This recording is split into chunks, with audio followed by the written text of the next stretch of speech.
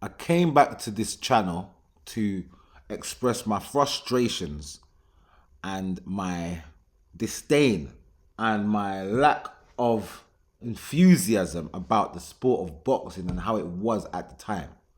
Boxing was getting on my nerves. It still is to an extent. But now things are seeming to change. Turki Alalshikh came on the scene and started to make more and more events when I started doing more and more videos. And he is trying to basically satisfy the customer such as myself, the boxing fan who wants to see the proper fights. And I was very vexed that the proper fights weren't happening. A bunch of fighters trying to run around with an O, talking about I want to be unbeaten and I want to be a pay-per-view star. And Turki Alalshikh seems to be really trying to make things shift back to some normality. I've come across an article where the Sheikh is explaining what he's trying to do with this Riyadh season situation. It says, Turki Alalshikh explains how Riyadh season will change boxing while citing Floyd Mayweather. Boxing is on the brink of a transformative era with UFC President Dana White and His Excellency Turki Alalshikh working to reshape the sport.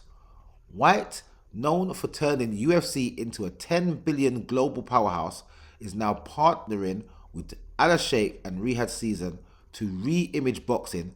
Together, they aim to simplify the sport's structure and create new opportunities for fighters and fans. Turki Alalshikh, has been a driving force behind boxing's recent high-profile events through Riyadh season. Speaking with Carl Froch, he highlighted the need to change how losses are perceived in the sport. Alalshikh noted that many fighters aspire to replicate Floyd Mayweather Jr.'s 50-0 record, but he emphasizes that such perfection is extremely rare. All the fighters want similar to the career of Mayweather, 0 losses. This can happen one time every 50, 60, 70 years, he said. Instead, Alalshikh pointed to Muhammad Ali, who lost 5 times but remains a legendary figure. He argued for a model similar to the UFC where champions can lose and still be celebrated. We must now be normal to have losing some fights in boxing, he stated, emphasizing that losses shouldn't overshadow a fighter's overall legacy. Reports suggest Saudi Arabia is in talks with TKO Holdings, the UFC parent company, to establish a unified boxing league. This would bring a fragmented sport under one umbrella, streamlining governance and making major fights easier to organize.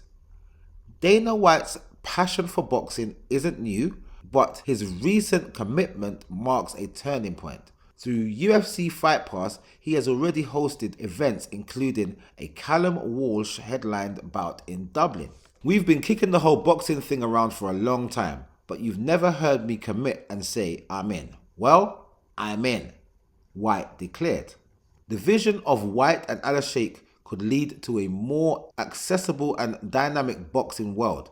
A unified league would simplify the sport for fans while offering fighters more frequent opportunities to compete. Young talent, often sidelined due to the sport's fragmented structure, would particularly benefit from this new approach. By combining White's innovative strategies and Alalshikh's commitment to elevating the sport, meaning Alalshikh's money, boxing could see a renaissance.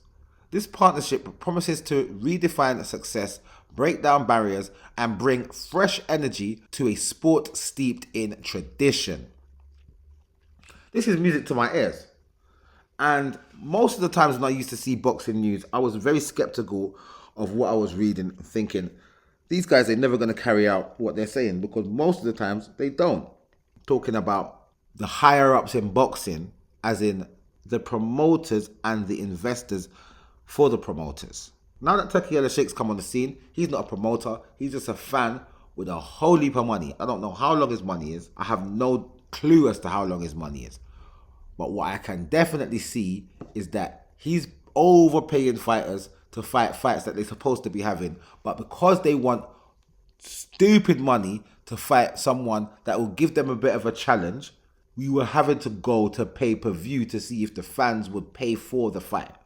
Pay-per-view was always for the upper echelon. But what happened is the younger boxers coming through were watching the pay-per-view stars get P's, and when they got to the point where they themselves think that they should get P's, they now are asking for astronomical amounts of money, not realizing that they're not generating that type of income to be paid that type of money. So that's why everything was going to pay-per-view. And the pay-per-view buys were going down and down and down. So it was a ship that was going to sink in a sense. And then Turki Alalshikh, with his money and his ill health, comes along and says, I need to see these fights before I leave this place. You lot are being stupid. Listen, here's the money, man. Make these fights happen. And more, he's been doing that. He's done that the whole of the past year. And now he's created the Riyadh season situation where he wants to put on fights. He's bought Ring Magazine as a company and he's making them his type of promotional company. And he's putting on fights because he's overpaying these guys, and now they're willing to get into the ring because they're getting overpaid.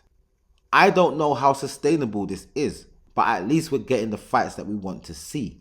And if this carries on, then the next generation that are coming up will see this and see this as a normality. The same way the ones that came up in Floyd's era saw Floyd and were thinking, I want to be Floyd.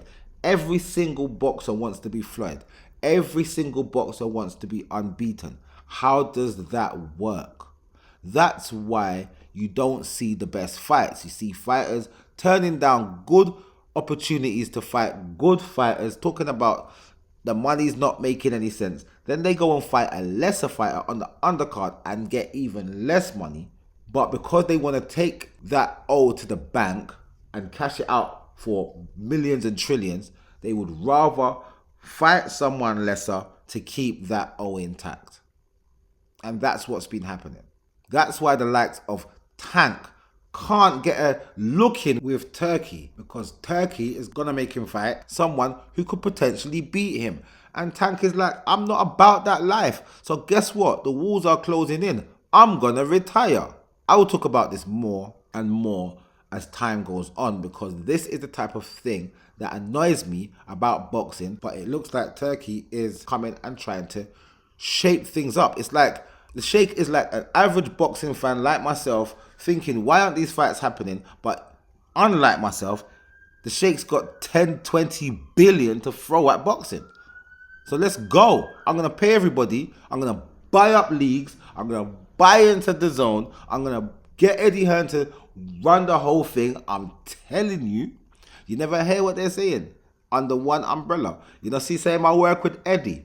And what people don't realize is Dana White rates Eddie Hearn, and Eddie Hearn rates Dana White.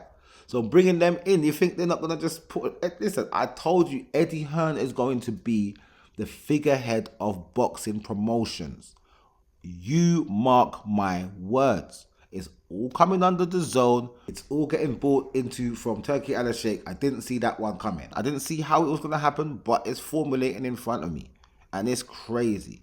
It's like Eddie Hearn spoke this stuff into existence and it's coming to fruition, and he's going to be the guy. I'm telling you. Anyway, that's enough about that for now, and I'll see you guys in the next video.